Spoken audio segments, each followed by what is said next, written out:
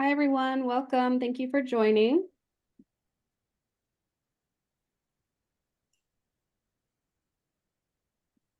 We have quite a few people who are registered, so we're going to wait a couple of minutes before we get started, but we're so excited that you're here with us today.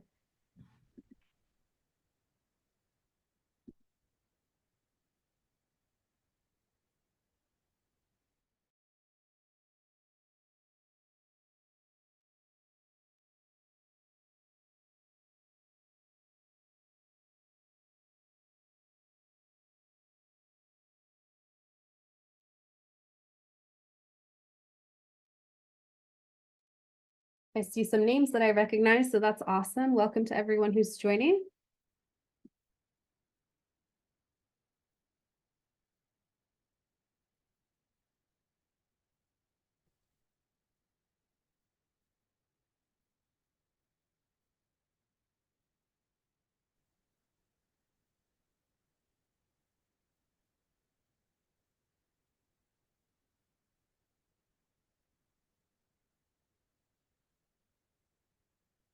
Yeah.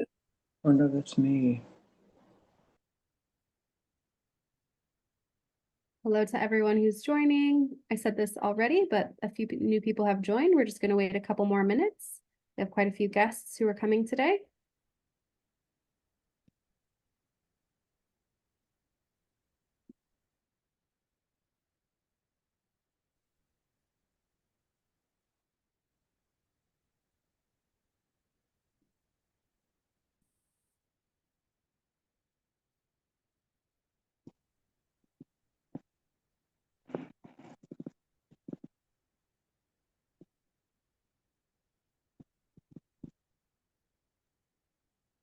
Hello to everyone who just joined. We'll get going in a couple more minutes. Thank you for coming on a Saturday.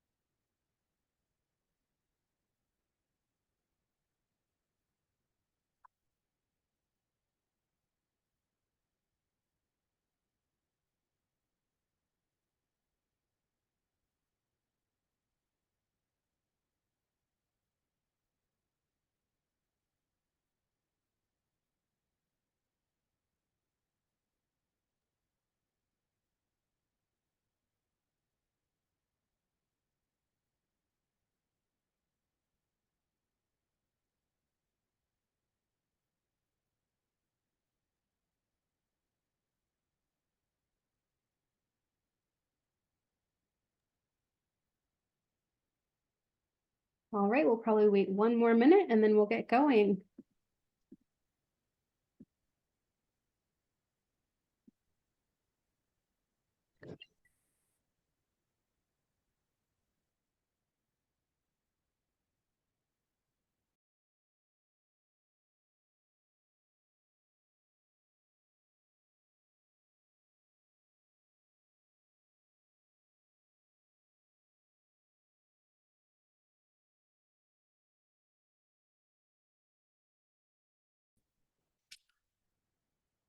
Okay, I think we'll get started. Welcome, everyone, and thank you for joining the Smell and Taste Association of North America for our workshop, Patient Empowerment, How to Become an Effective Partner in Advancing Chemosensory Research. My name is Pamela Silberman, and I'm with STANA. So we're so pleased to have so many of you sign up for the workshop today, and we sincerely thank you for taking time out of your weekend to join us. With our workshop agenda today, we hope by the end of this session, you will have a strong interest in participating in chemosensory research.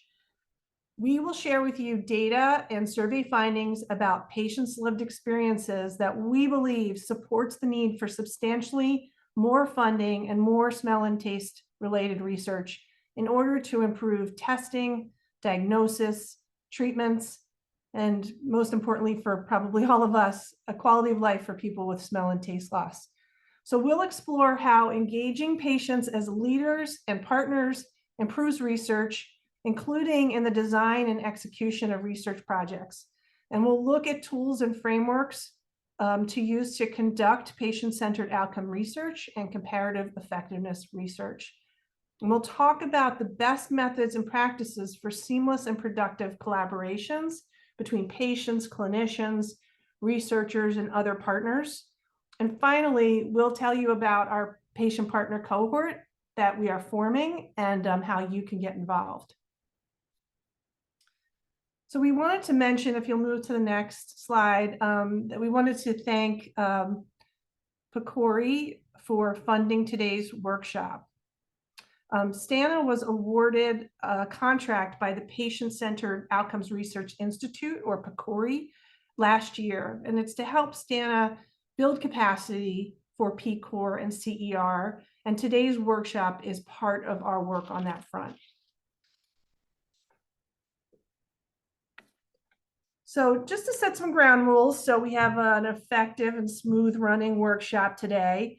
First, I want to mention to everybody that we are recording the workshop so that we can share some of the content for educational training purposes in the future and use it for the creation of educational content. So we wanted you to be aware of that.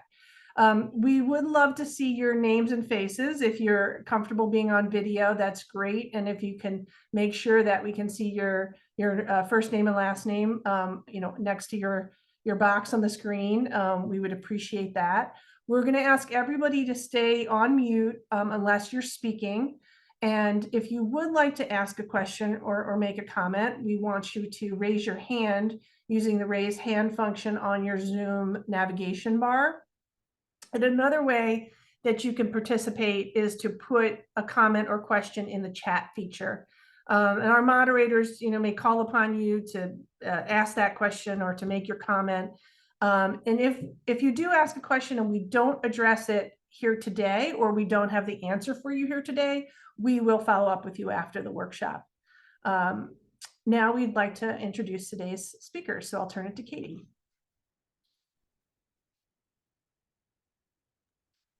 Hi, everyone. Thank you so much for coming. We're so excited that you're here. My name is Katie Boateng. I'm one of the STANA co-founders. I'm a board member and president of the organization, and I also work as the PCOR STEP project lead. So I work managing the PCOR contract that Pamela just mentioned. I have acquired anosmia due to an upper respiratory infection for my first year of college back in 2009. Suze, would you like to go next? Sure. Hello, everybody. I'm Sue Schrant. I'm supporting STANA as a patient engagement specialist on this project. I'm a patient and patient advocate from a different community, from the rheumatology community, but the work I do is in patient engagement, building and implementing solutions for making sure the patient voice is really the driving force in research. And so I'll be talking to you a little bit later about how we make that happen. And it's really been wonderful to work with this group. I'm so happy to be with all of you today.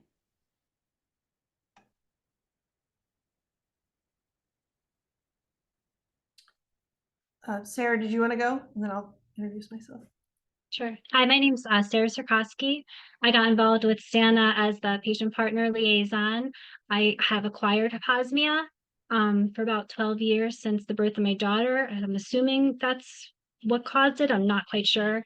I do use evidence-based treatments in patient care and as a physical therapist, and I think this project with STANA aligns with my interest in contributing to those patient-centered research. I also have led a Parkinson's support group, and I'm a clinical instructor for physical therapy students. And just to give a little bit more of my background, I introduced myself at the start, but I am one of the co-founders of STANA, board member and treasurer. I have acquired anosmia. I lost my sense of smell due to a sinus infection in 2008. And sought out care from various clinicians and taste and smell clinics, but have been told that I have permanent smell loss. And by day, I'm a consultant. I work in the investment management industry. I'll turn it back to Katie. Thank you for the introductions, everyone. So the workshop objectives are listed here on the screen for you all. As mentioned earlier on the agenda, we'll be going through the following items with you, but we are very excited to discuss the results of our 2022 USA Smell and Taste Patient Survey findings, and in particular, how smell and taste research are underfunded and how the results of our patient survey support an increase in research funding to drive better outcomes for patients. We will also explore patient-centered outcomes research, or PCOR, as we like to call it, in addition to comparative effectiveness research. And those are big words, big terms, but we'll be speaking in depth on them today. As mentioned again before, we will be sharing with you some effective research partnerships, including what are the benefits of patients partnering in efforts to shape research. And at the very end, we'd love to have you join with us on our patient partner cohort, where you can become a champion for chemosensory research. So we'll discuss specific steps that you can take to get involved and make a difference. So a little bit about STANA, if you are not familiar with us, we are a nonprofit organization that was officially formed in 2021. We're dedicated to serving as a voice for people who have smell and taste disorders. And the reason that we got started as a group is because there was no other patient organization in the United States for people like ourselves who are experiencing smell and taste dysfunction. I remember thinking when I first became anosmic back in 2009 that I was the only person in the whole world who had this. There was no one else, and no one else could understand what I was going through. So that was a driving motivator for me over the years to really get involved and get connected with other people who have a similar vision, which is a world where taste and smell are valued as essential to our health, safety, and wellness. Our mission includes many areas, which you can see listed up there on the screen. But the first one listed, as I mentioned before, is to serve as a voice for people who have smell and taste disorders through education and public awareness. So we'd love to learn a little bit more about you. I'm going to go ahead and put a poll up on the screen, and you can participate in the poll. We'd love to hear from everyone so we can get a better understanding of who's here. But the questions will be, what smell or taste disorder do you or did you live with? How long have you had it or did you have it? And then do you know what caused it? So if you give me just a moment,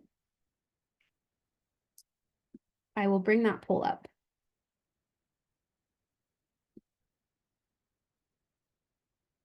So you should see on the screen now the question, what smell or taste disorder do you or did you live with, as I mentioned, and there's choices there. How long have you been dealing with it? And what caused it? Can you guys see that? Perfect, I see people answering. Awesome.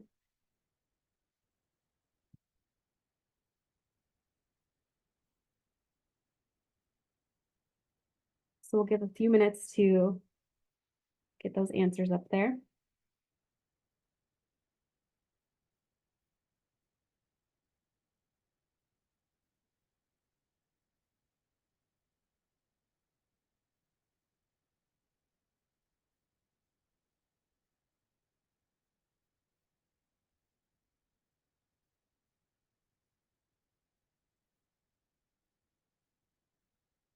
Just give them another couple seconds here.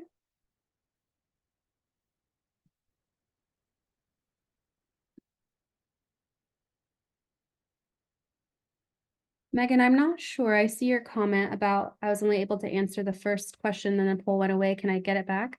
I'm not sure how to bring that back up for you, but if you would like to put in the chat, we'd love to hear your answers in the chat. So the second question was, how long have you been dealing with the disorder? Or how long did you? And the final question was, what caused your smell or taste dysfunction?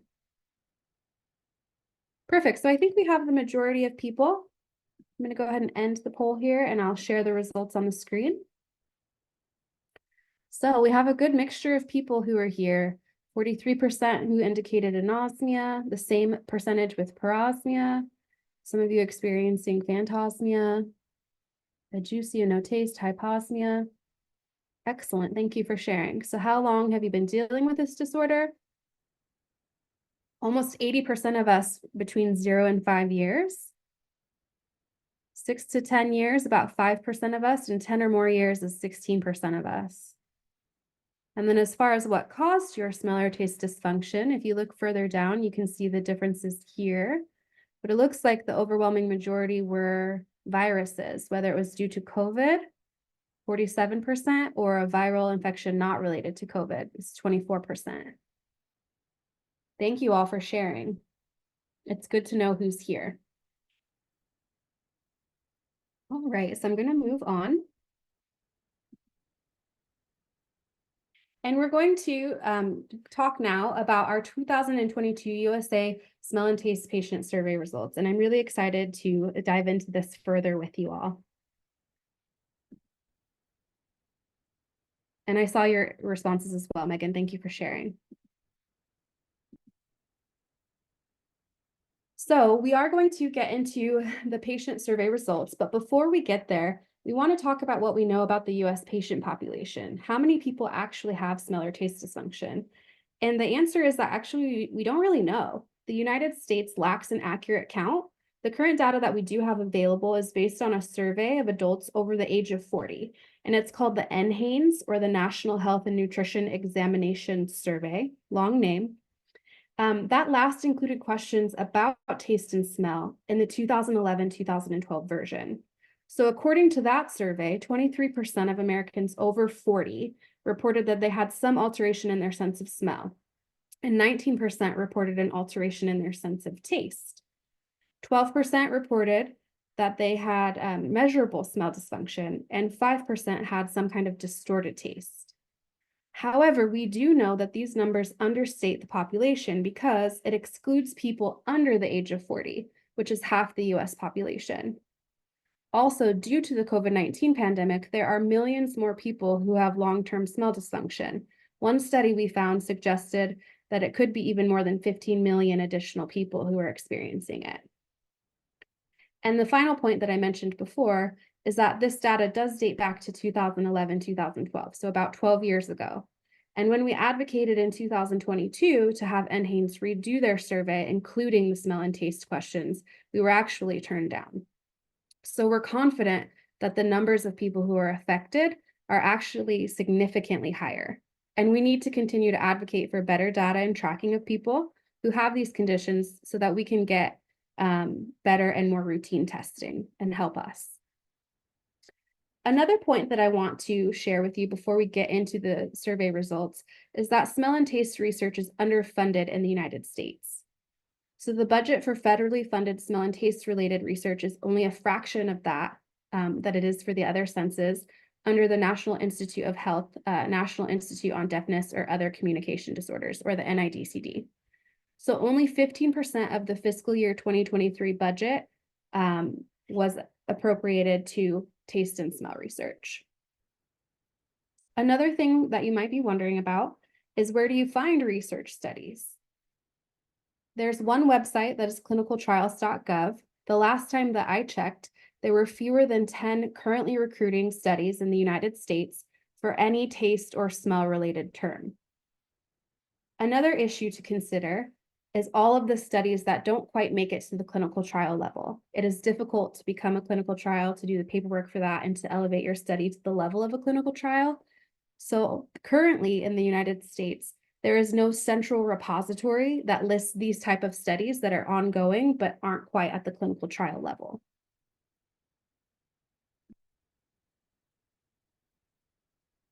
So the data on the two previous slides shows that there's limited funding and research underway, but we are excited that we were able to participate in a survey that we conducted, the 2022 USA Smell and Taste Patient Survey, so that we can advocate for both more funding and research to improve testing, diagnosis, and treatments.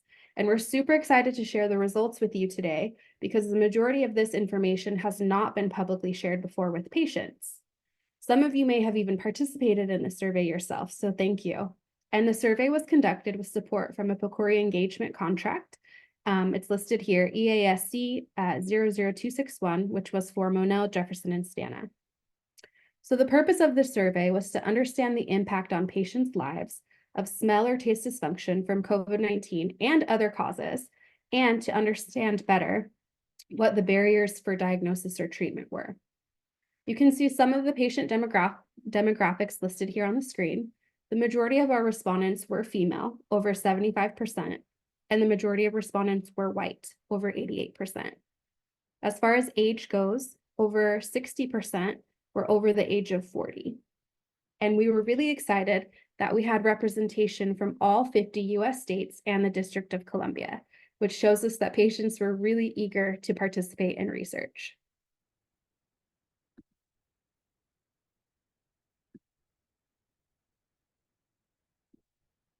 So on this screen, I'd like to dive into a little bit more about survey participants' smell and taste dysfunction.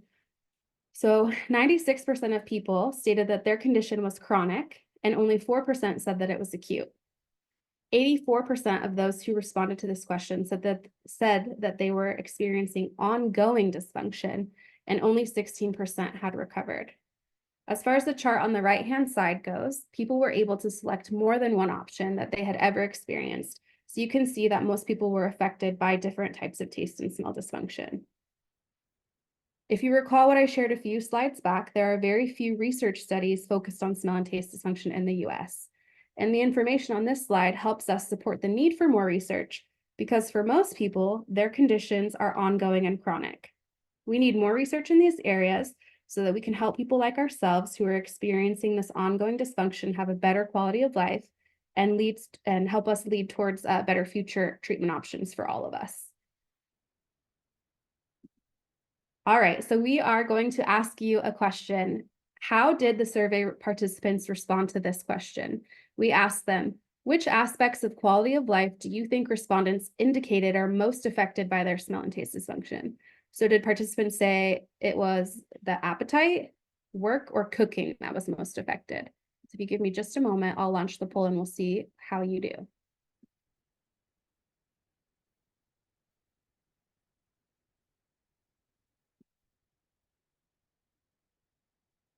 I think you should be able to see that now. Perfect. I see some responses coming in.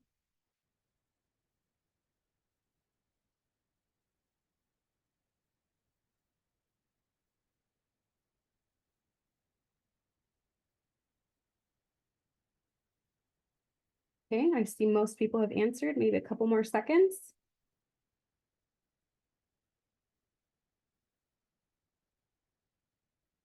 Awesome. So I'm going to share the results. So 56% of you indicated it was appetite, and 44% of you indicated that it was cooking. So let's see if you answered the same way that the survey participants did. One second here.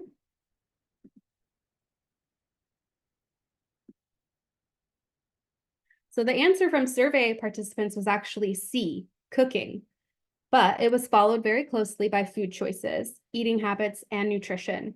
We know that living with smell and taste dysfunction impacts your quality of life. So what this points out to us is that we need more research in this area so that we can better understand how our lives are affected and how we can also make a plan to improve or accommodate these issues. The impact on nutrition and mental health is vitally important, but commonly overlooked. Yet they can have serious ramifications for our health and well-being. So we definitely need to understand how these things are affected. Let me see. There's a question in the chat from a while ago. Ariel was asking, do we know why they rejected the request, or was it money? I think the response back was pretty vague. I don't remember if they gave a specific reason, but I think it was budgetary issues and that they requested that we reconsider including those questions on a future budget year. So we don't know exactly why, but something to do with budget.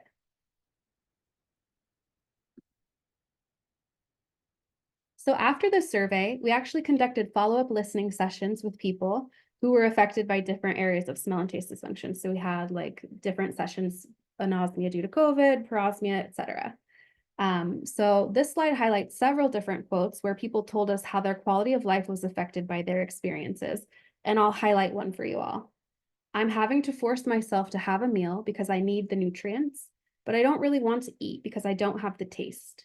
It's not necessarily an enjoyable experience, which is what eating should be. And that came from someone who participated in our listening session focused on anosmia and hyposmia due to COVID.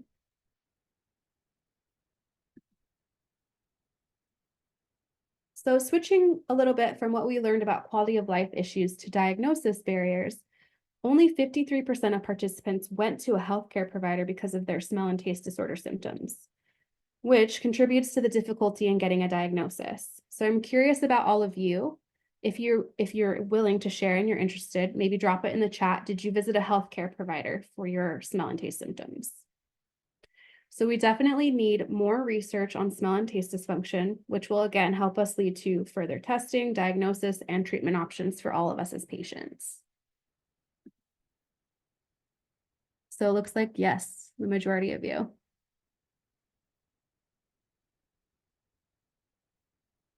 Several. Okay, great. Not sure where to go. Yes. Thank you for sharing.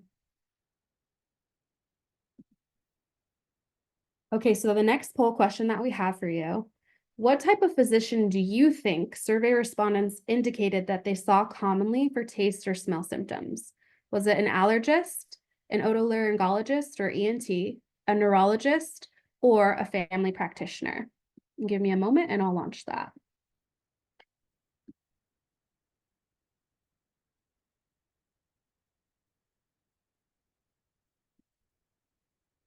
Okay, hopefully you can see that.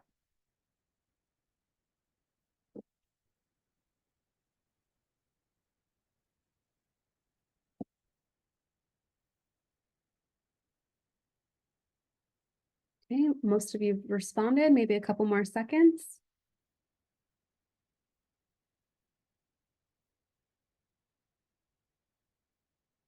All right, let me share those results. Awesome. So only 5% said an allergist, 43% an otolaryngologist, 5% a neurologist, and 48% said a family practitioner. Let's see how you guys did. Oops, hold on one moment.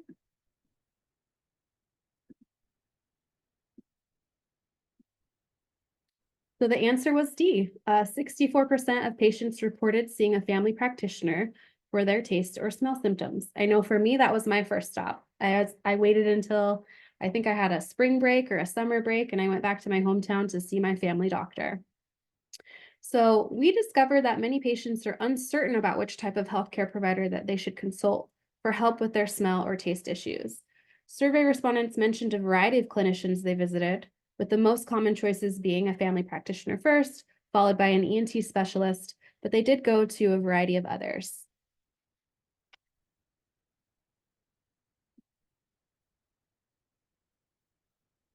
So getting a diagnosis can be difficult, as we've been sharing. Respondents indicated that there were two top reasons why they were unable to get a diagnosis. 31% of patients surveyed found that the medical provider that they saw lacked knowledge about smell and taste disorders, and 26% felt that they were not listened to or believed by the clinician. So we know that there's a frustration within the community about being able to get an official diagnosis for smell or taste dysfunction. Personally, I don't think I have an official diagnosis anywhere in my medical record. Anytime I go to a new doctor, I have to explain that I have anosmia, and usually, most of the time, they don't know what that word means. So I have to explain that it means no sense of smell. So we know that further research for smell and taste dysfunction can help lead to improved provider knowledge and awareness of how impactful these disorders can be on a person's quality of life.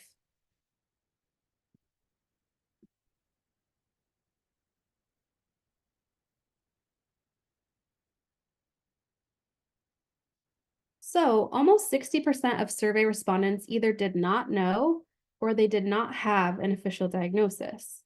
Patients who saw an ENT were 5 times more likely to get a diagnosis than those who didn't. And there are other factors listed here that affect who received a diagnosis among our survey respondents.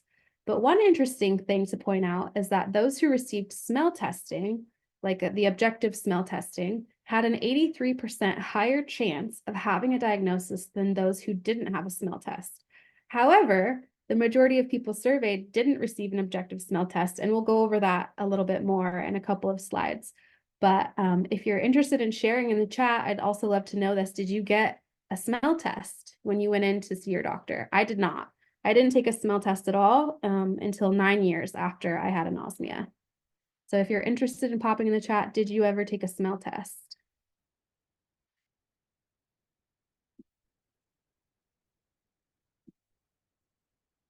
So as far as barriers to diagnosis, again, from our follow-up listening sessions, we asked people about this. And one quote that I'd like to share with you is here. My primary care provider had never even heard the term parosmia, or any of these words that now are commonplace for us. If I tell her I want to try something, she's ready to help me out, but she absolutely has no idea where to look. So I would give a rating of F just for that. And that came from our listening session on parosmia.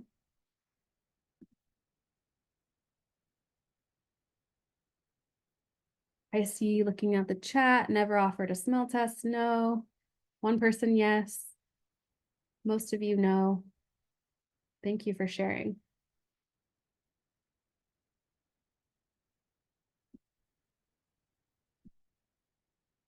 Okay, so our next section covering the survey results talks a little bit more about testing. So, which type of testing do you think survey respondents identified as the most common testing that they were given? Was it an MRI, an endoscopy, or a smell test? Give me a moment and I'll launch this poll.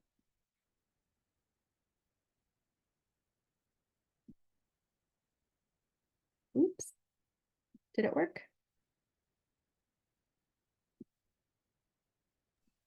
I don't Yeah. think. No, can you try again? Yeah, give me 1 second.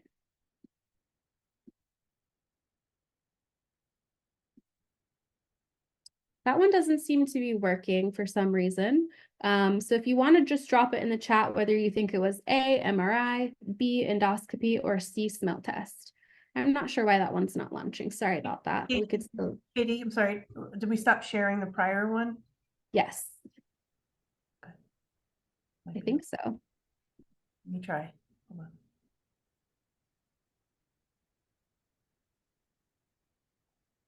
You're trying it? Yeah. Perfect. Hold on, I have to share the results from the last one first, sorry. Okay. This is the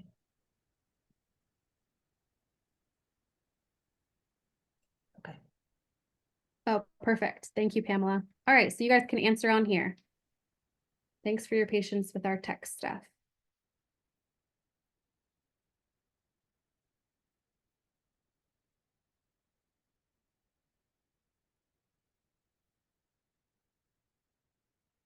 Okay, a few more seconds here. About 76% participation.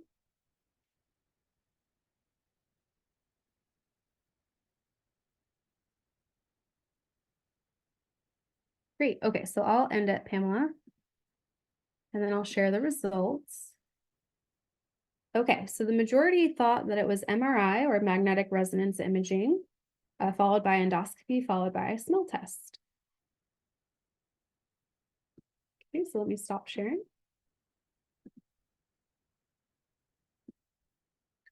All right, so I want us to pay attention to the wording of the question. So which type of testing do you think survey respondents identified as the most common testing that they actually did receive? The answer, surprisingly, was C, smell testing. So shockingly, 34% of patients responded that they didn't receive any type of testing, but when it was received, only 30% indicated that they received a smell test, which was more percentage-wise than endoscopy, health history, MRI, CT, and the other options. So further research into smell and taste, or excuse me, into which types of testing are the best for the different causations of loss would be really helpful. It'd help us standardize which types of testing we need.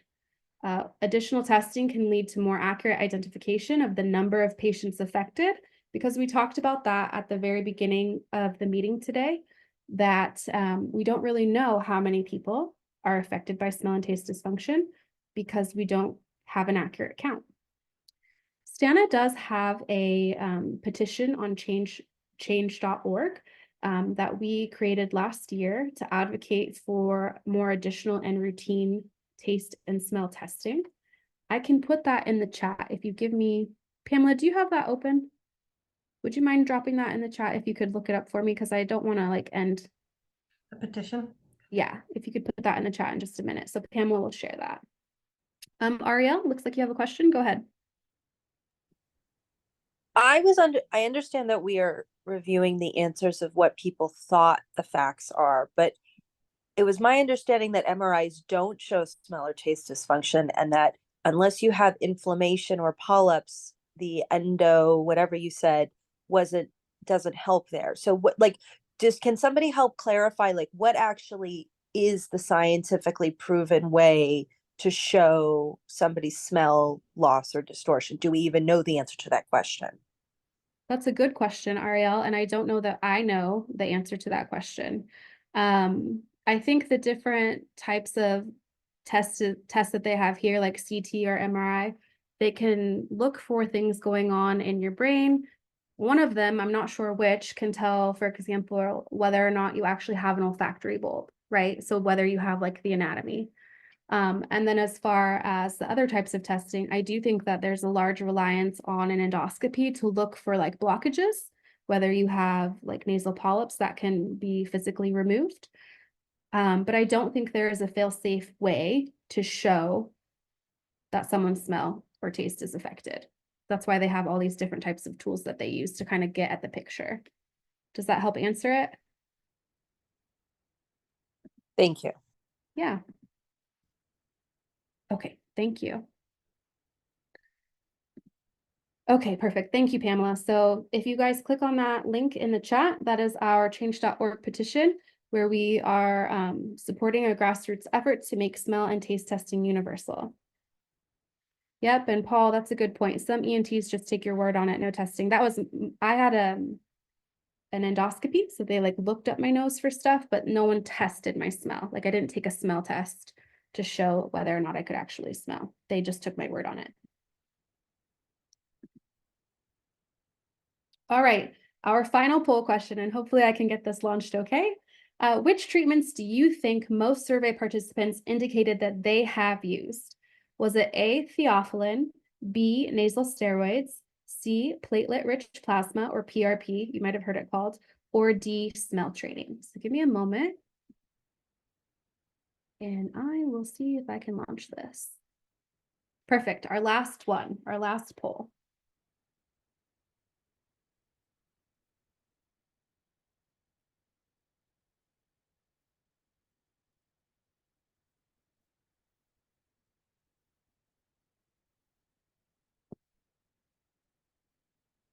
Okay, majority of you have responded, maybe a couple seconds.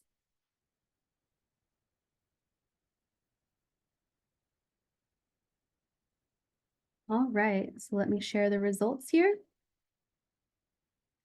Okay, so most of you said 67% smell training, followed by nasal steroids, and then theophylline and PRP were tied.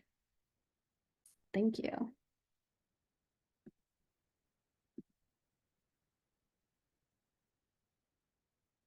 So the answer was actually, or is B, nasal steroids. So the types of treatments that are received by patients are definitely not standardized, according to our survey participants. And they ranged from nasal steroids at 43%, all the way down to platelet-rich plasma.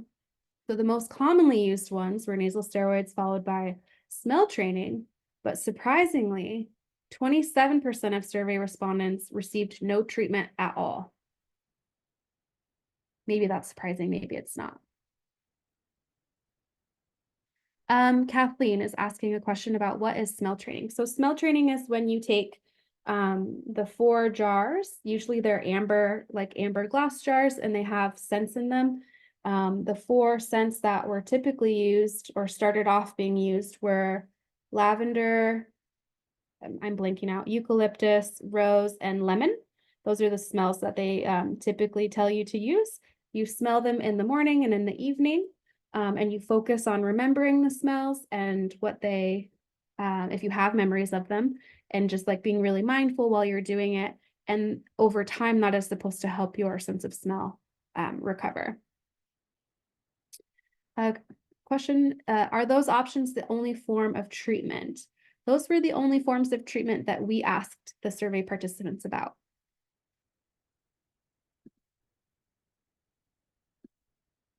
Okay. Hold on a second, I'm trying to go forward. All right, so interestingly, survey participants indicated that the most used treatments were not the most effective. So if you remember on the last slide, we said that nasal steroids, or the people said nasal steroids were the most prescribed treatment. but participants actually rated that as being the least effective treatment. So we definitely need more research in this area so that we can explore and understand which treatments are the most effective for people who are experiencing smell and taste dysfunction.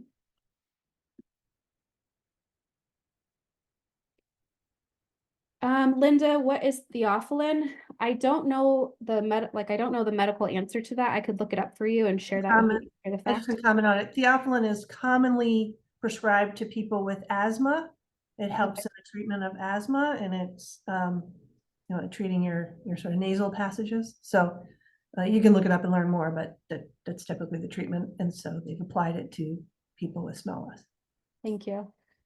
Ariel is asking, is it safe to say a large percentage of the respondents had a polyp or inflammation given the number one source of remedy? I don't think we know the answer to that, Ariel. We did ask them about causation of loss, but we didn't get down to that nitty-gritty level of whether or not it was like a polyp. Okay, thank you. So there were so many quotes about treatments that I actually had a really hard time just getting it down to this many. We heard many, many things about treatments from those who participated in our follow-up listening sessions. And so I'll just highlight two for you. But the first one is, I got the stellate ganglion block, and the only change was where before I couldn't smell the cat litter box, now I can, and nothing else changed. I had to pay out of pocket because it's off-label, it's elective. I paid $450 for it to smell the cat box. I think they meant nose. And that came from our listening session on parosmia. The second one I'd like to highlight for you from this slide is there's a chiropractor that had the flick method. I tried that as well. You put one hand over your heart and then you put your index finger where the nerves might go for your smell. And then somebody flicks the back of your head. Afterwards, I could taste something not so bad. I guess it wasn't as gross as normal, but that went away too. And that also came from someone in the listening session on parosmia. So the final thing that I would like to highlight for you before we move on to our next topic from the survey is that 90% of survey respondents would be willing to participate in smell and taste research. And you can also see on the right-hand side the different types of research that people are willing to participate in. So the percentages listed here, it was the sum of if they would be extremely likely and somewhat likely to participate in research.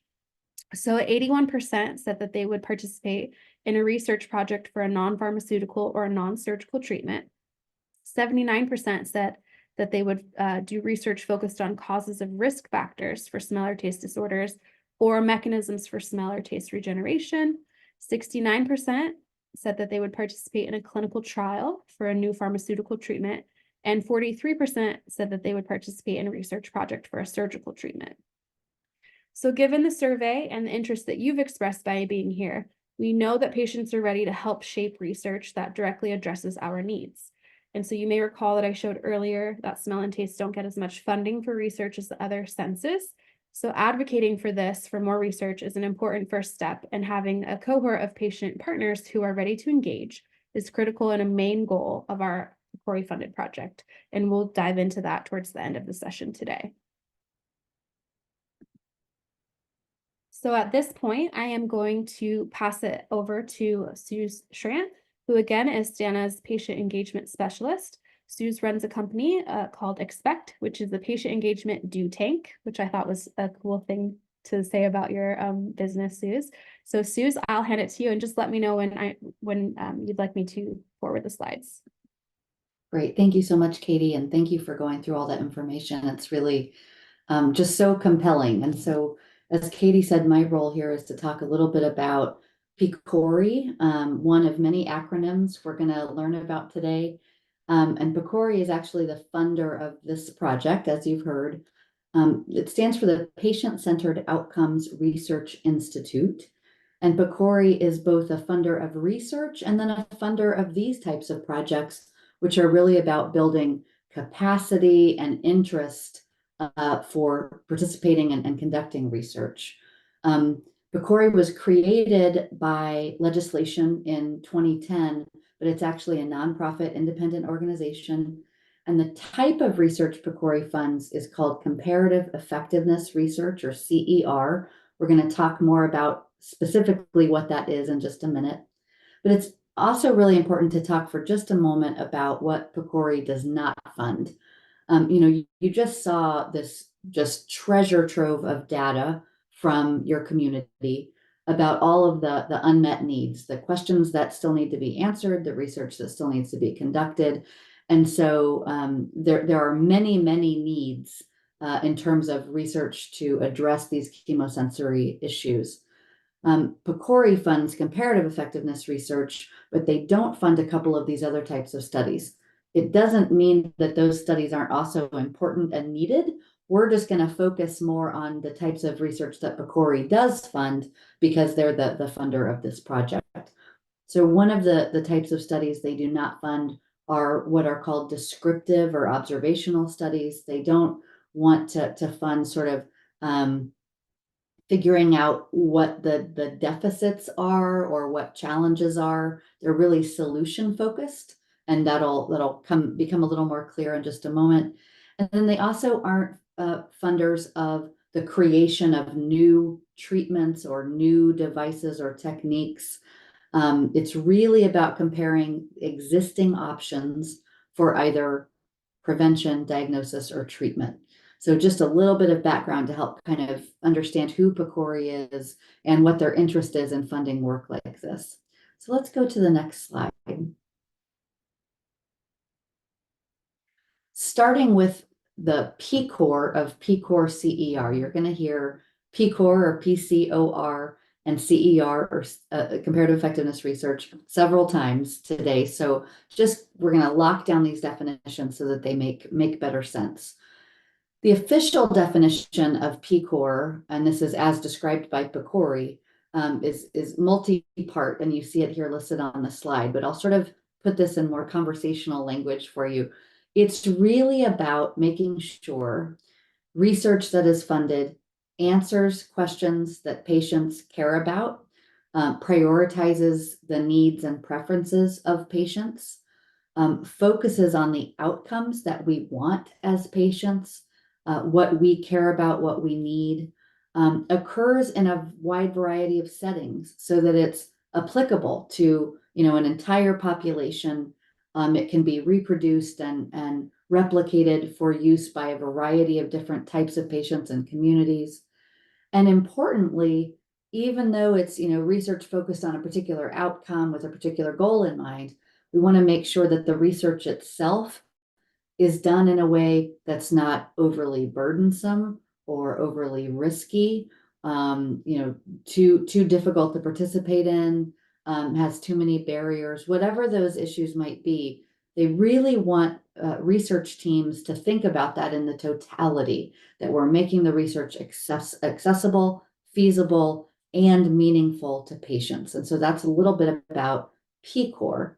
So let's go to our next slide and our other acronym, which is CER, or Comparative Effectiveness Research.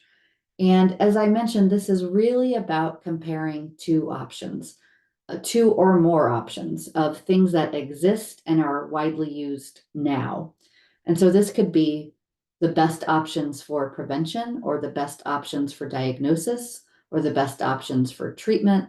And you just heard through the survey data how many of these questions you still have in this community. And then several of you populated in the chat, or when you're filling out the polls, asked about, well, how do we know what the best treatment is? Or how do we know what the best diagnostic tool is?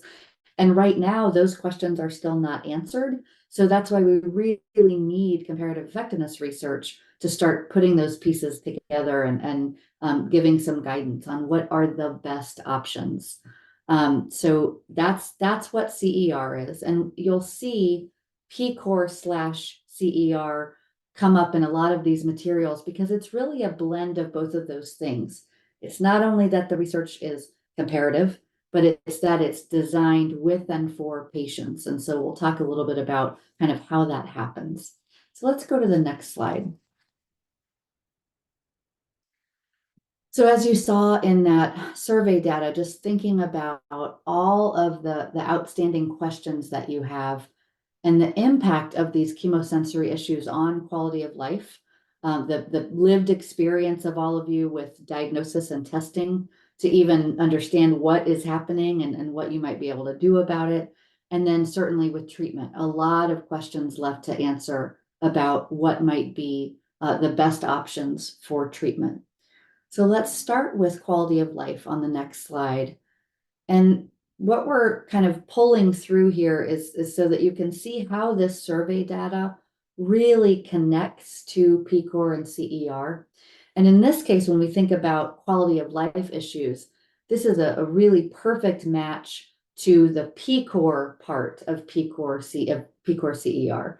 So when we think about how studies are designed and conducted and disseminated, we really need to be extra sure that the outcomes that the study is seeking to answer or figure out are things that actually matter to patients. So when we think about, which treatment was most effective at, let's say, improving mental health across all patients involved in the study, or was there a difference in how a treatment improved maybe the sense of safety among patients? Maybe if that varied based on age or some other quality of the patient.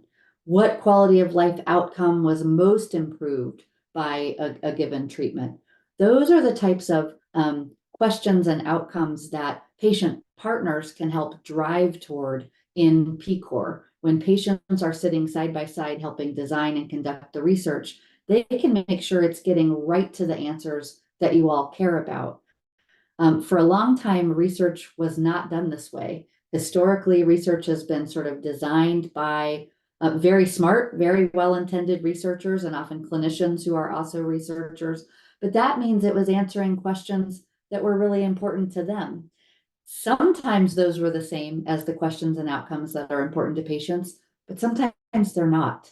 And so we really want to kind of have a marriage between those two things. We want them to be scientifically important questions, but we also want them to be questions that matter to patients. And we want this research to lead to the outcomes that patients care about. So let's go to the next slide. This is thinking about how we can kind of pull that survey data about diagnosis and testing through to what would this look like in PCOR CER if we could think about, future studies, future research that PCORI might consider funding. This kind of body of the data of the questions around diagnosis and testing fits PCOR certainly, but it really gives us some opportunity on that CER side of things, on the comparative element of research. Thinking about all of those different experiences people had with how they got a diagnosis, what types of tests were used. It was asked in the chat, how do we know what the best option is for making a diagnosis? There's a lot to still learn. And so when we think about putting research questions together based on what we just saw in the survey data, you could imagine maybe a research project looking at which diagnostic test is most effective at quickly identifying smell and taste loss or distortion, or maybe what type of provider is best able to make an accurate diagnosis of smell and taste loss or distortion. That might be really valuable guidance for someone who's newly experiencing symptoms. They're not sure where to go. Just kind of putting that on, down on paper so that someone could actually navigate more effectively and quickly get a diagnosis.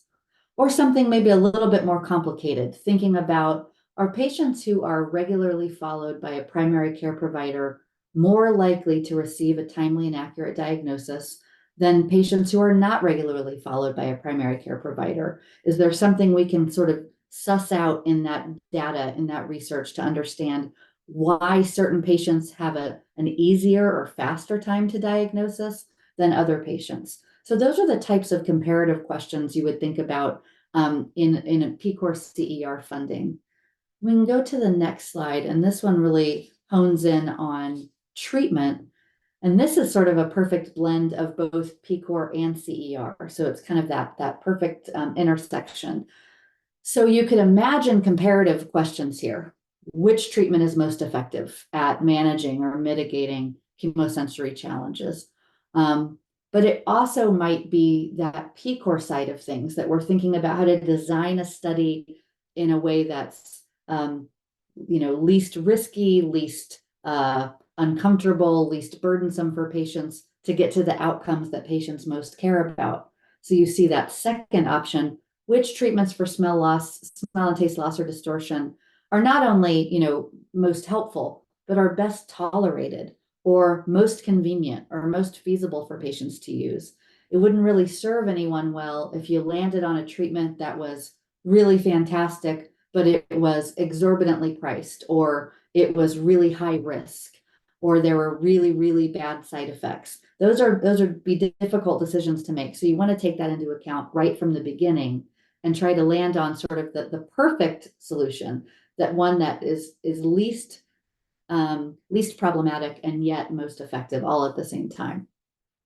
And then thinking about specific types of patients and how you might segment out a study. So let's say you're comparing some treatments and you want to understand, do these treatments work differently depending on the etiology of the smell and taste loss or distortion? Do we see value in one part of the community to a greater extent than in another part of the community? So our idea here was just kind of to pull that survey data through to show how it really, it sets the stage for a whole array of research that needs to be funded and needs to be built in partnership with patients. So we can go to the next slide.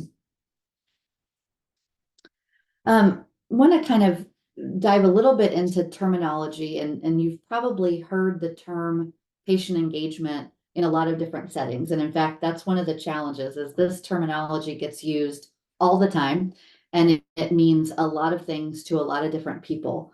And when we're talking about it here in this project, we mean it in a very specific way. We are talking about patients who are bringing their firsthand, their lived experience that no one else has, to serve as leaders, advisors, partners in the research process, truly sitting side by side with researchers, involved from the very, very beginning. Sometimes I say before the beginning. There's no such thing as too far upstream when it comes to patient partnership. Planning, dreaming up a research project, all the way through to conducting the research, and all the way through to sharing and implementing research results. Patients and communities have a critical role to play in this work. And so it's not sort of the traditional notion of what patient engagement has meant for years and years. This is a very different concept. So we can go to the next slide. It's funny because to me, this is so logical that I don't think of it as sort of revolutionary, but it actually is. It was the creation of PCOR in 2010 that really elevated this whole notion that patients should be in the room at all times when you're designing, conducting, and disseminating research. We all know, if you have lived experience with a chemosensory issue, you know why this is important. It's because you have lived experience that no one else has. And we used to supplement the sort of lived experience of patients with the clinical and professional experience of doctors and other clinicians. And it really was when PCOR came into existence that we started to realize those might be different things. We need that clinical experience and expertise, certainly, but we really need the lived experience of patients to talk about what life is like, what the impact on how you work and pray and play and live. Those are things that really, really matter. And so that's why, of course, having patients involved is so important. They can provide insights that no one else can. And that's really what PCOR sort of brought into existence, was this idea that those folks must be in the room if we're going to conduct high quality, meaningful research. So we can go to the next slide. And just a little bit more about kind of these terms and what we mean when we're saying patient partner and talking about patient engagement. You have certainly already kind of heard about, or maybe have even participated in research as a participant. Often you hear this term study subjects. That's not really the preferred term anymore, but we're using it to just help kind of clarify. And those are the folks who are enrolled in a study, whether that means you're trying an experimental drug or trying an experimental procedure, or maybe you're looking into different diagnostic tools for a chemosensory issue. And that's really important. And so we don't want to, I don't want to underemphasize how critically important it is for patients to participate in that way as study subjects or study participants. But if we go to the next slide, what we're talking about is really being on the other side of the table. So patient partners are helping review the plan for the study or helping come up with the plan for the study. They're helping prioritize what research should be funded. They're helping develop methods, whether that's for recruiting patients or for how you devise the study, how you collect data, how you analyze themes from the data, all the way through to dissemination. And in a lot of cases, maybe it's because research takes a long time, and by the time you get to dissemination, you're kind of wiped out from all that work. We can kind of think about dissemination as maybe less important when in fact it's critically important. And that patient engagement needs to continue all the way through to dissemination, because that's how you get actionable information into the hands of the people that need it most. And the way that happens is by having patient partners co-create what those materials look like, really meeting patients, where they are. Patients aren't going to go to a peer-reviewed medical journal to get easy access information. They need information that's tailored and relevant and on point for what their needs are. So those are our distinctions here. So when we're talking about patient partners, that's what we mean. So let's go to the next slide. Just gonna spend a minute talking about what this looks like. So what does it mean to be a patient partner? Because I probably have caused some panic at this point. You're thinking, well, how would I get involved in a complicated scientific study if I'm not a doctor or a researcher, or don't have a PhD or a master's degree? And the bottom line is you come to the table with the experience and the expertise that you need, because you've lived it. You've lived these conditions. You know what it's like. You've navigated diagnosis and treatment and care and the barriers to those things. And so you actually show up with an entire host of expertise that no one else at the table is going to have. That doesn't mean a little bit of training or onboarding isn't helpful. And in fact, that's a best practice. So anytime someone's going to serve as a patient partner, they'll receive, basic terminology, some basic scientific principles, things that will just help make the work and the partnership more meaningful.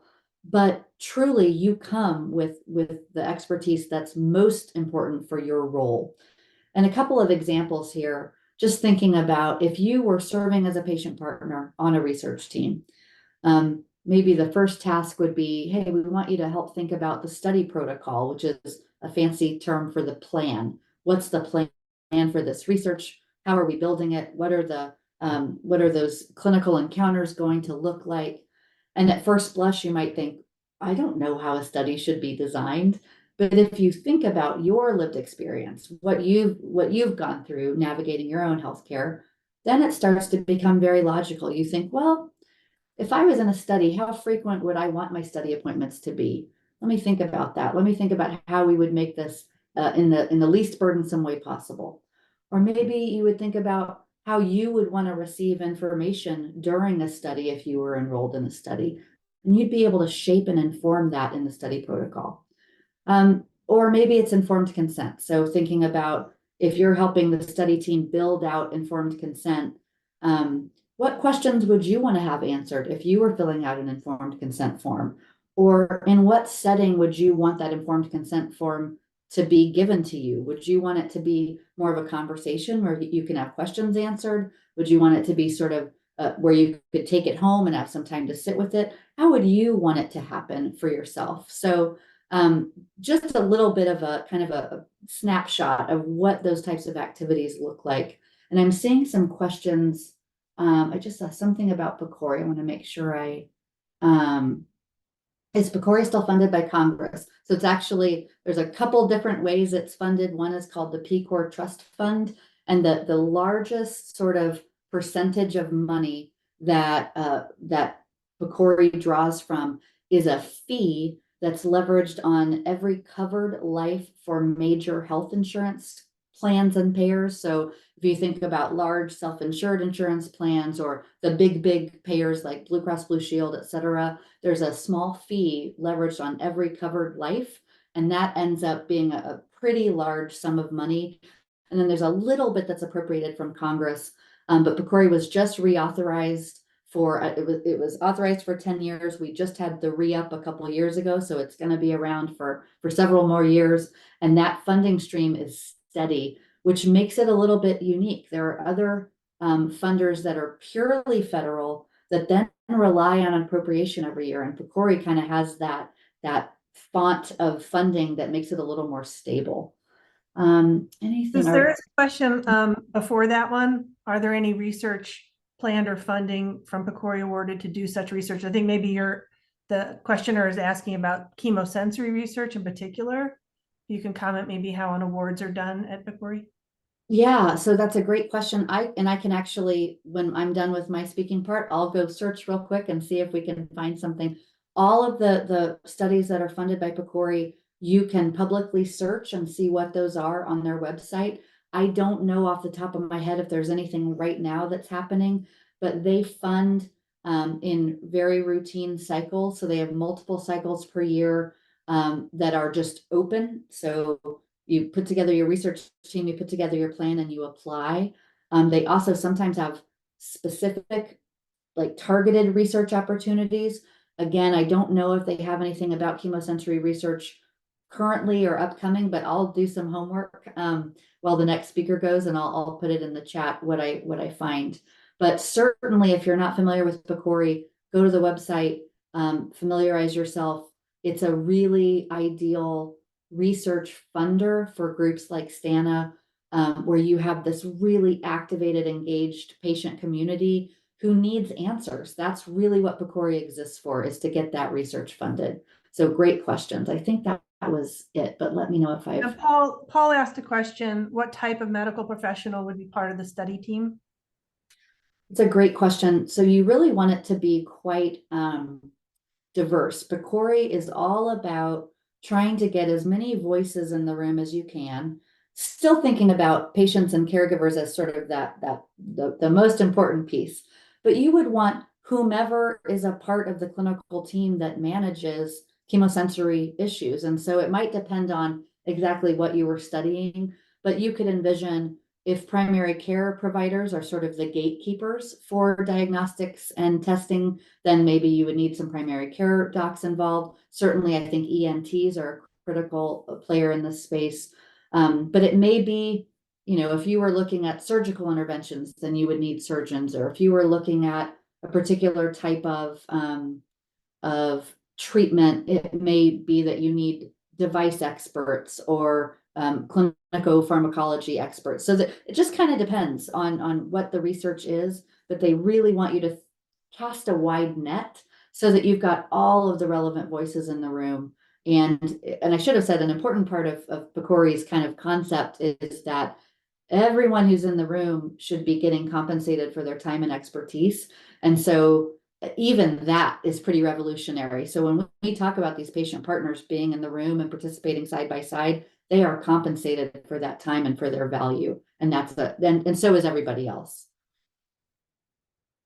Okay, I think that's it. So at this point, I'm gonna hand it over to, is there another question? Oh, nope, that's just a different emoji. But thanks so much. It was great to talk with all of you, and I will turn it over to you, Pamela.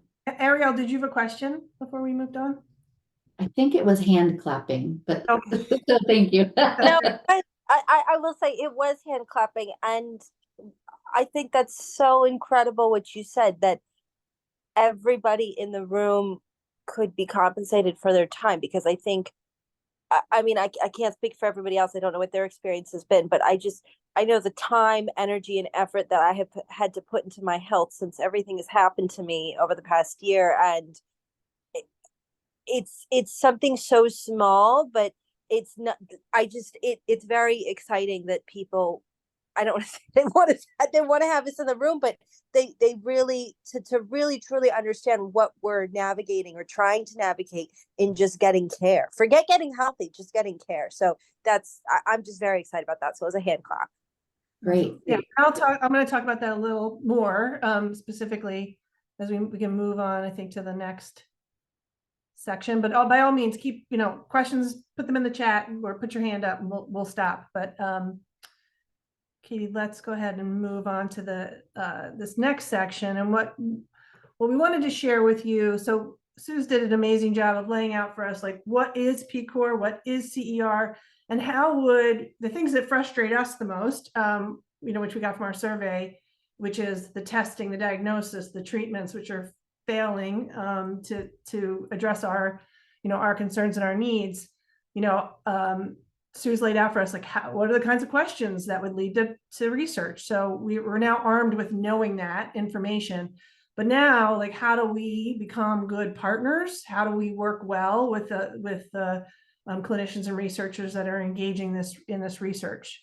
So we want to talk a little bit about, being effective partners and how we do that. So Katie, you could move to the next slide. I also wanted to say that, STANA is a young organization. We only started a few years ago. We have been contacted a lot in our first few years from organizations, wanting to connect with patients.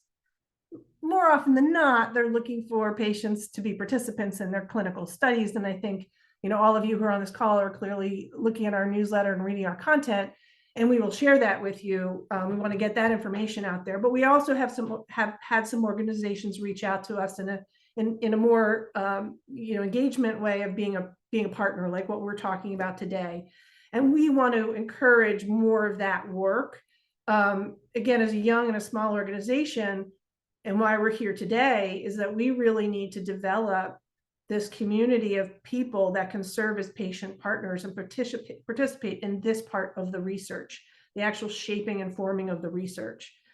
So that's why we're here today. That's what we want to encourage you to help join us in doing, is being prepared to be those researchers. And when you're in that role, you're certainly bringing your personal experience, Ariel's, your frustrations of getting treatment and seen and all of that. We're bringing that to the table, but we're also thinking about other patients, right? The entire community, because we do have a diverse community based on how people lost their sense of smell or taste.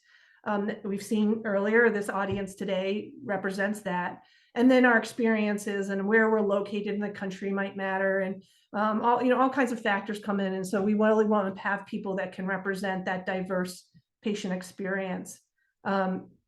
Sue's touched on this, and I just wanted to reiterate, that we as patients bring this lived experience, and there's so many ways that we can enrich the research process, from shaping the priorities of a research project, improving the study design, making it more accessible, more feasible, boosting patient recruitment, certainly, supporting the methods for gathering the data and analyzing the data. STANA was instrumental on creating those survey questions that we talked about earlier, impacting how information and what type of information is disseminated, and playing a role in the publishing of content and the actual being, authors and reviewers of the papers that are ultimately published.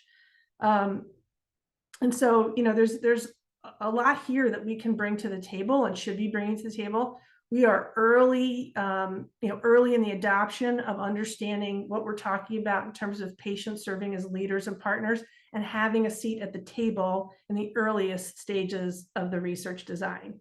So that's sort of the difference that we're talking about.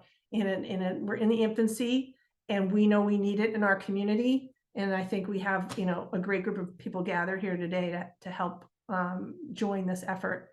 So Katie, if you move to the next slide, we're talking about this broad idea of research, but we thought by sharing this map that we created, it'll bring it a little bit more into reality. So when we worked on a project with the Monell Center and Jefferson Health on the same project that funded that survey, we also worked together to map out what the relationships look like, who is interested in chemosensory research, and identifying all the parties that may may have an interest or reason or want to touch this or be a part of it. On this map, you can see some traditional names that you would think about in research, like, universities, academic institutions, research centers, like you would think, oh, that's where research initiates. But in fact, if you look across this map, there's all kinds of different organizations that have an interest in smell and taste dysfunction and understanding it better, or have resources to doing research that we can be partnering with. Some names that may surprise you or not be traditional that you might see in here is like industry companies, like tech companies, who want to get out in front, biotech companies, medical device companies who are designing things to address our dysfunction. Industry in terms of fragrance, food, safety. We have gas companies on here. Our friends at Fifth Sense over in the UK have a great partnership that they're working on with the gas company in the United Kingdom. That's the type of future research we could see here in the US. I'd also mention other patient advocacy organizations. It is now, there's now evidence, very strong evidence linking smell loss as an early indicator on several other diseases and illnesses like Parkinson's, Alzheimer's, and dementia. And so last year, we had the opportunity to partner with the Michael J. Fox Foundation, just Parkinson's research, on a groundbreaking study that they were doing on the linkage of smell loss and Parkinson's. And so we hope that there'll be more of those type of opportunities with other patient groups where we can team up because we have interests that are serving, our patient community. And so we just wanted to show this to you to sort of make it really come to life, like who's doing this research and who could we be partnering with in the future. Move to the next. So STANA certainly wants to help be a conduit and a facilitator to bring patients into the process.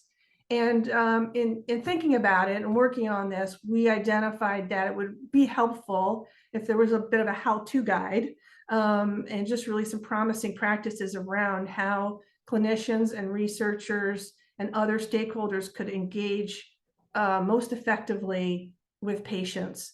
So PCOR, our funder here, has done a tremendous amount of work on this. And so they have 6 principles that they encourage be used as some guidelines. And we looked at those and we incorporated them into a set of guidelines that we've created. So the PCOR guidelines, just to sum them up, are that, really saying that all parties' roles should be clearly defined on these kinds of projects, that there should be co-learning, that, patients should be contributors on these projects. Everyone involved should receive compensation, going back to Mariel's hand clap, and that there's transparency, honesty, and trust, which are key characteristics of any successful relationship. And then we've taken those and incorporated those into what our 9 promising practices.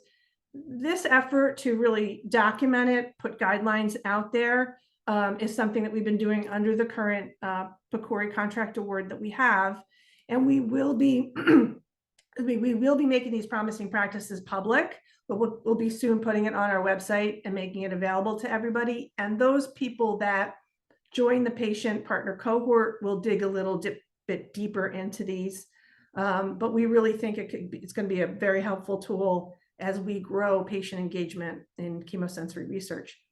I'm going to take you through these in a little more detail. So if you want to move to the next slide. So 9 guidelines. Again, our actual documentation that supports this is a lot longer, but just to sum them up, where we think it's important to things that should be addressed either in advance of even starting the project or once the project gets underway. If these nine guidelines and areas are considered, then we think it'll be really productive and collaborative relationships that get formed, and the outcomes will be great for everybody, but in particular, really address the needs and concerns of patients. So in patient engagement participatory research, number 1, is that all partners should have equal treatment and equal authority in decision-making, including the planning, conducting, and the dissemination of the research. Two, compensation and budgeting, getting back to Ariel's point. So, patients are not there. We're not leading and shaping research as volunteers. We are contributing, our time and our lived experiences to improve the overall quality of the research. So patients, who are part of the research team should receive financial compensation for their contributions based on their level of work and their time spent. So we think that's very important. Number three, really even before launching, just to make sure that all the parties being considered to participate in a particular research project, have full information about what's involved, the timeline, the commitment, and that it's not assumed that an individual patient or a patient group would participate without their consent. So sort of pre-consent on any project with access to full information. Number four, planning, design, the project's activities and bodies of work and the research, regardless of who initiates the idea. Great if a university comes to us and a patient partner joins on, but all partners should be involved in the planning and the designing of the steps. It just goes back to us saying that patients being involved is going to be a better research project at the end of the day.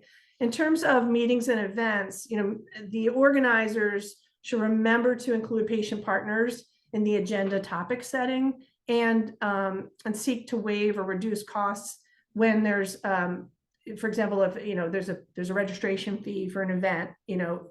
Not all patients can afford the cost of academic or industry conferences. So, consider that as part of the budgeting of the project, that patients would get, reduced or waived fees for those kinds of parts of the research project.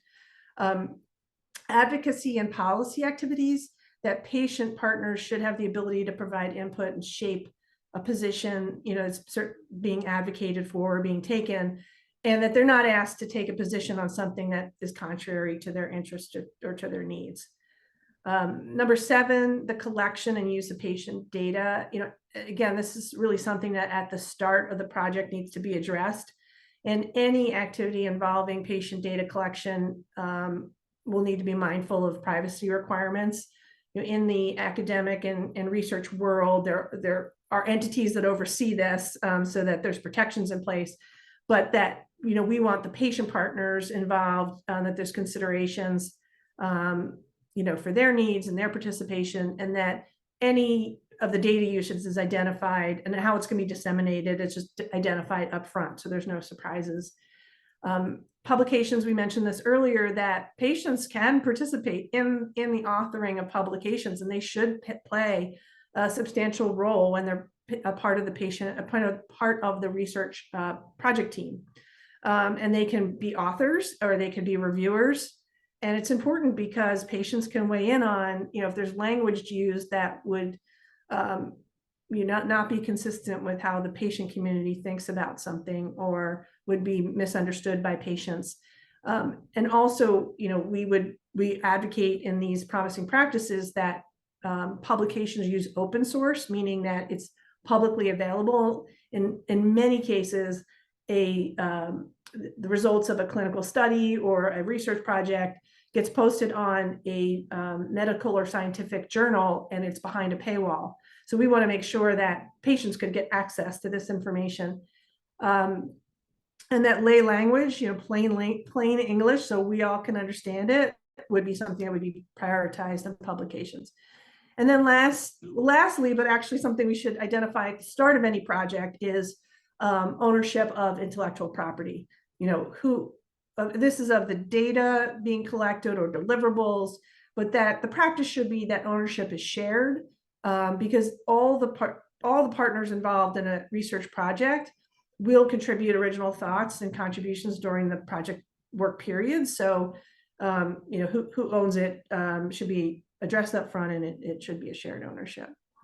So again, we are going to make the full guidelines available to everybody, but we think sort of having this little how-to handbook in hand will help everybody at the start of sitting down at the start of a research project, get off on a good foot and develop a really productive collaboration. So I'll pause there. I don't know if there's any comments or questions.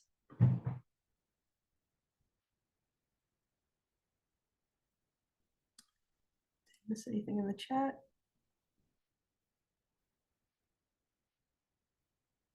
Okay, well, I'm going to pass the baton to Sarah. All right, so if nobody has any other questions, I'm going to talk about the patient partner cohort. So what's the purpose? The purpose was to create a catalyst for change in PCOR and CER. The patient partner cohort is comprised of a dynamic, diverse group of patients committed to driving change in chemosensory research. By participating in the training, sharing your unique experiences, and then collaborating with other patients and research partners to elevate the patient's perspective, as we had talked about.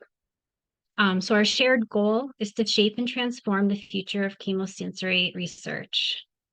So the patient cohort will harness the tools and knowledge to become patient experts in PCOR and CER. You would train as patient partner liaisons, representing STANA, patient community during design and implementation of research projects and other activities. You lead the way as patient representatives, advocating for those with smell and taste dysfunction, raise awareness for these with stakeholders in chemosensory research. So benefits to being a member would be to shape and inform research that could lead to groundbreaking discoveries and new approaches. Champion research that directly addresses the needs of our community based on your own personal experiences of living with the condition. And like we had said before, that you would receive compensation for attending the meetings and training as a token of our appreciation and recognition of your dedication. So the commitment involved, go to the next slide. Oh. Okay. So the commitment involved would be completing research fundamental training, which takes about 4 hours, sorry. You attend the virtual cohort meetings and represent STAN in these meetings about research engagements occurring between March 2024 and June 2025. Meetings lasting 30 to 1 hour in length, and then providing feedback on STANA project deliverables. So if you're interested in joining, you can complete an interest form by March 11th, and they will be emailed to you after this meeting. Does anybody have any questions about the partner cohort? I kind of went through it a little fast.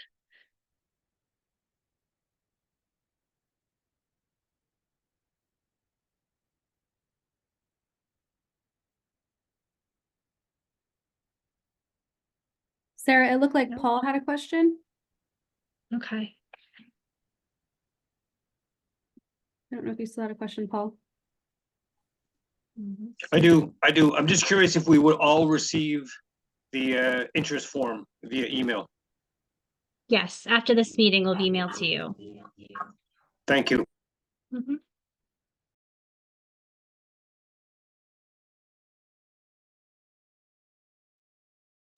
Leah, looks like Leah Hosel has a question, and I can take that one, Sarah. So provide feedbacks on project deliverables. As a part of our PCOR project, we have certain things that we are doing throughout the project. One example is a lay research agenda. Another one is a roadmap for research. So we will be working on these types of things throughout the project, and we'd be coming to our patient partner cohort for your feedback on them as people who have lived experience. Do these make sense?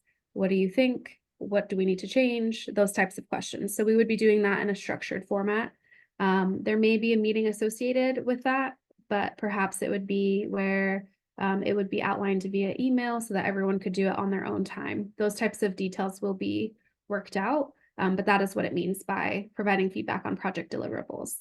There are several things throughout the project that we'll be coming to the group about. Katie, I would also add that in about a year from now, we'll be having, of course, Stan will be having a lot of other programs between now and then, but related to this project, a year from now, we're going to have a full stakeholder workshop, bringing clinicians and researchers and patients together, talking about some of the work that we'll be doing in the interim. And so the patient cohort will certainly, I mean, we'll invite a wide group to that event, but certainly the patient partner cohort will be invited and would help in the preparation as we lead up to that workshop. Thanks, Pamela. Any other questions?